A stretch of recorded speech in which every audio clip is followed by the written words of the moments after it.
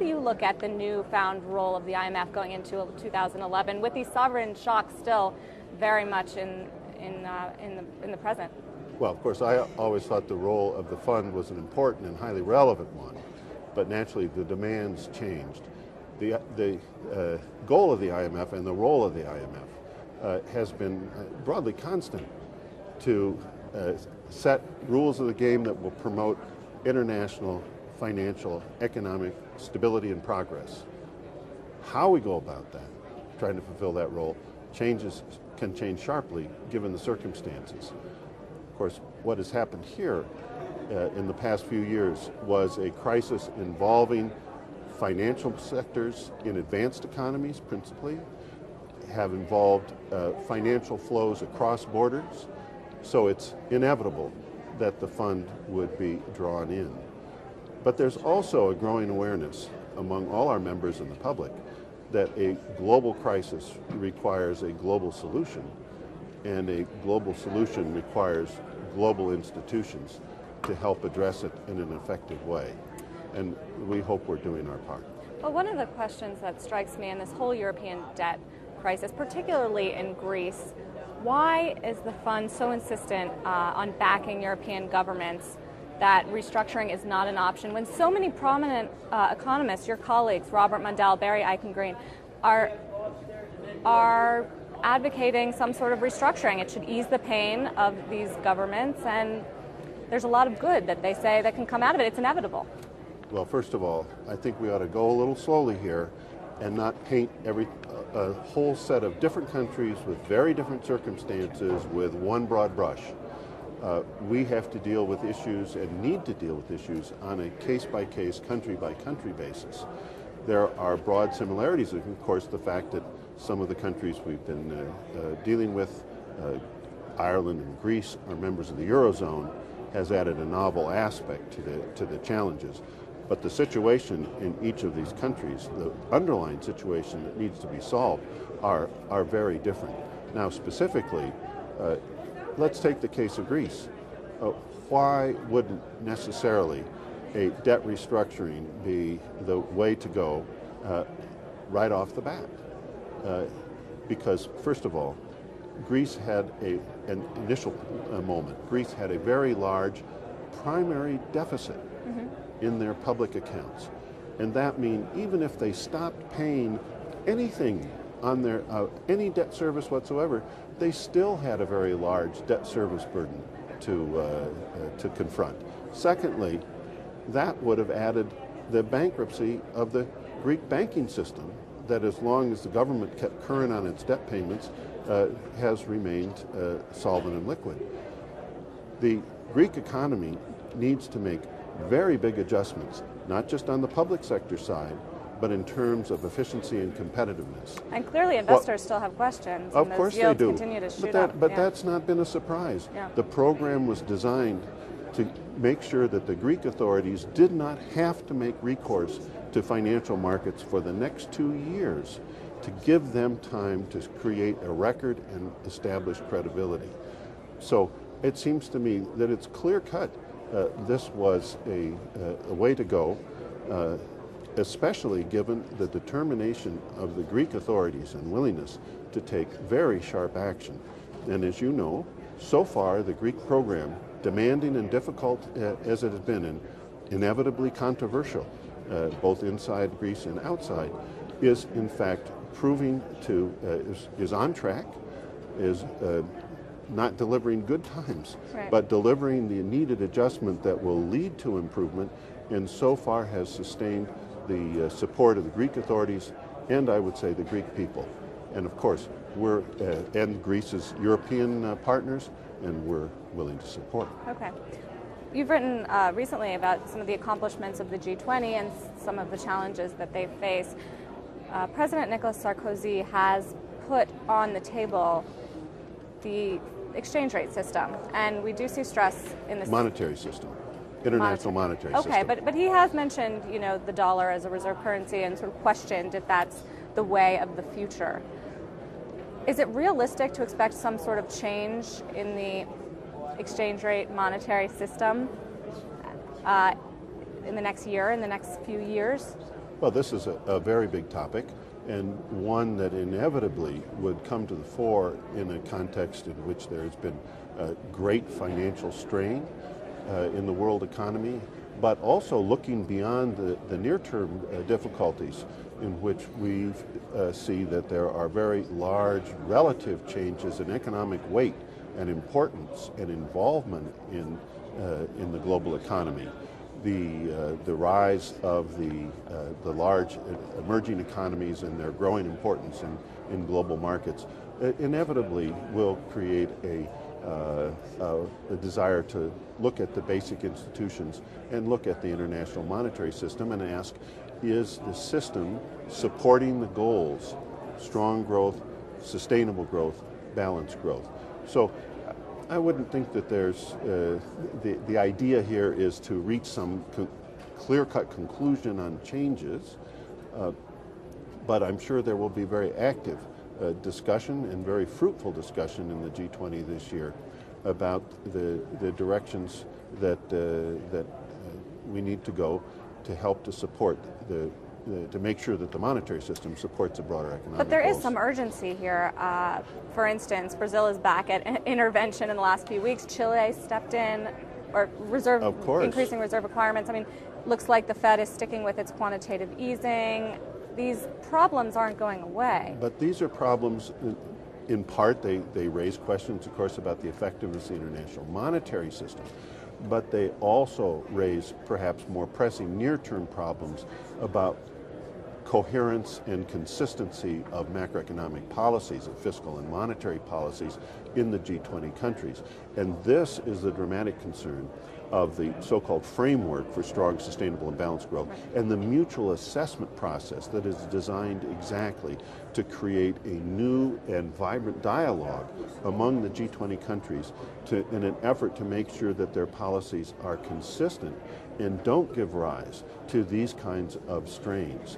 So yes, there's an urgency, but yes, this is being addressed and should be addressed in the context of the G20, as we call it, the MAP, the mutual assessment process. In fact, I would say this year is going to be a real pivotal year, a real test for whether policy cooperation and coordination can address these kinds of issues successfully. What is, discussing the issues is one thing, but what's a tangible step to take to, I mean, it seems really hard to find a solution to these currency questions. Oh, but first of all, I would highly recommend to you and your viewers and listeners the report that the IMF prepared for the Seoul Summit on the mutual assessment process, and can be found on the Summit website or on the IMF website to see details of what we're talking about. But in broad terms, we know the kind of adjustments that need to be made. Advanced emerging economies with large surpluses need to spur domestic demand and adjust their external accounts in part through exchange rate adjustment. Deficit advanced economies need to deal with a better balance in their domestic economy, especially fiscal adjustment, for example. There are things to do homework, if you say. Yeah. Policy adjustments needed by all the G20. These need to be addressed. So is it realistic to foresee something like a Plaza 3 or a Plaza Accord? No, that's just the idea. Where they all agree so that smooth over these imbalances. but remember, first Plaza was a one-time agreement. Many of your viewers may not even remember the Plaza in 1985 and the Louvre Accord in 1987, in the sense that they hadn't really been terribly satisfactory. It was a very limited number of countries. It was a one-off instead of a process. This is the current framework we're talking about is the G20 countries involved, all the major economies in very different ways, and an ongoing process of engagement looking through to the next 3 to 5 years of policy setting. So I would say we shouldn't expect or look for some grand meeting in which the finance ministers or the heads of government will stand up and say, we have an agreement now to solve everything. Oh, we shouldn't. Okay. What's important is that we've created a process of ongoing, serious, and detailed dialogue to adjust policies as we go along to produce the goals. In fact, you can take a look at the documentation of the Seoul Summit and you will find a 49-page listing in detail of the policies that each of the G20 countries are committed to implement over the next few years in support of these goals. The IMF has sort of been selected as a referee in this exchange rate drama. Is there more that the fund can do to encourage countries beyond just recommending, studying imbalances and recommending certain policy adjustments? Well, of course, the IMF has ongoing engagement with not just the G20, with all its 187 member countries on various levels, on both a bilateral, regular bilateral contact, meaning each country taken as its own, but also on regional and multilateral basis. So we have these discussions, but specifically with regard to the Group of 20 and this new framework effort. Right now, the immediate challenges within this process are to agree, as was indicated in the Seoul Summit, on a set of indicative guidelines that will be used to benchmark performance of individual countries against their undertakings. And the IMF has been asked to provide its assessment of the fiscal policy, monetary policy, structural policy, and exchange rate policy of each of the G20 members as an input to their own discussion about their own policies. Okay, and finally, just based on one of your papers, you wrote there are three major issues facing the global economy. High unemployment in some of the developed world, sovereign debt shocks, and emerging markets and asset bubbles and inflation and some of those concerns. What is the biggest headwind facing the global economy in 2011? What really keeps you up at night? Well, I've been sleeping pretty well, but for sure, in the advanced economies, high unemployment means excess capacity, means output that didn't occur, that means losses that will never be made up. We need to cure this curse of underused capacity in the advanced economies. We need to make sure that we control the threat of renewed financial turmoil, represented most directly by the sovereign debt strains, especially in Europe. As we've already talked about, we've dealt with the issues of Ireland and Greece. The market still has its doubts. That was to be expected, but there are programs in place. Other European economies under strain are introducing new policy decisions and initiatives designed to deal with this problem, and the European community as a whole, both the Eurogroup and the EU, are also moving forward. And finally, it's clear in many of the emerging economies, their rapid growth is now producing asset price rises, inflation pressures, and we need to make sure, working together, that the policies are put in place that will sustain that rapid growth and reach the development goals that we all know. It's easy to forget. China is a very big country. Per capita income is $6,000 a year. India is a very big country. Per capita income is $2,000 a year. U.S. per capita income is nearly $50,000 a year. There's still a big development gap that we all would want to see closed, but this can't take for granted, and need to make sure that this. Did you rank the problems in the order of how big of a risk they are for the global economy? They're all risks, and we're working at it. Are you worried at all that the sovereign shocks could move beyond Europe? Of course. To Japan, to the United States. Yeah. Which is what we've seen demonstrated very clearly in the last few years, the degree of interdependence, not only at the real economy level and trade, but through financial interdependence. And that means we have to work at these problems in a cooperative way. I wonder, I can't imagine a bailout package from the IMF for the United States. Is that something that people are asking you about?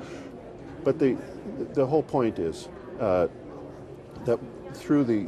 with the largest economies, the idea of the MAP process is to establish medium-term policy on a sustainable basis, so we don't ever come to these kinds of questions again.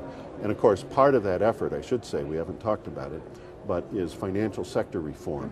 Some big progress was made over the last year, the Basel III agreement and others, but plenty more work needs to be done. The IMF, by the way, is deeply involved in that through its participation in the Financial Stability Board and its responsibility jointly with the World Bank for financial sector assessment programs that are now mandatory for all countries with financially or systemically important financial systems.